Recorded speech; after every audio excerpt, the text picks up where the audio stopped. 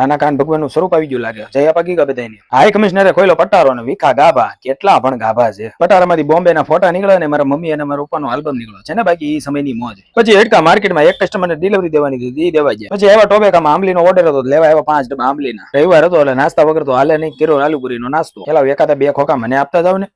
પછી હતો 250 ગ્રામ બુંદીનો ઓર્ડર, તો ઈ લેવા આવ્યા. ઠાકર થાળીમાં તો 32 પકવાન છે, કાંઈ નહીં, ગળસી લેવી પેલા. એક ક્લાયન્ટ ની ડિઝાઇન બનાવવાની હતી તો લાગી જાય એમાં, ને સાથે સાથે જોયું મેદાન મૂવી મસ્ત છે હો. પણ જો બોલો પિકઅપ વાળા પણ આડેધડ પાર્સલ મેં કીધી, હાલવાની જગ્યા નથી રાખી. પછી તો હું ને શુભો વિપડા એનો પ્લોટ જોવા. રોજ આવો 4-5 કિલો મેકઅપ તો ચોટાડી જ દેતા છું મોઢે, પછી થાવી જ ને કાળિયા. જો જોઈ પ્લોટ આવો હોય, તમે તો કોઈ દી જોયો જ નહીં હોય. પછી જાઉં તો મારા મકાને, પણ આ ટ્રાફિક કઈ જવા નહીં દે એવું લાગે છે. આવી ગયા આપણા મકાને, ભાઈ તો કામ તો પણ પૂરું કરી દીધું. પણ પછી નીકળ્યા ઘર બાજુ. કુદરતી વાતાવરણ પણ એમ થઈ ગયું છે. પછી એવા ગોડાઉન કર્યું એડિટિંગ ચાલુ. હવે મળવી કાલ એક નવા કન્ટેન્ટ સાથે. आपसे फिर मुलाकात होगी, तब तक अपना ख्याल रखें, सुरक्षित रहें.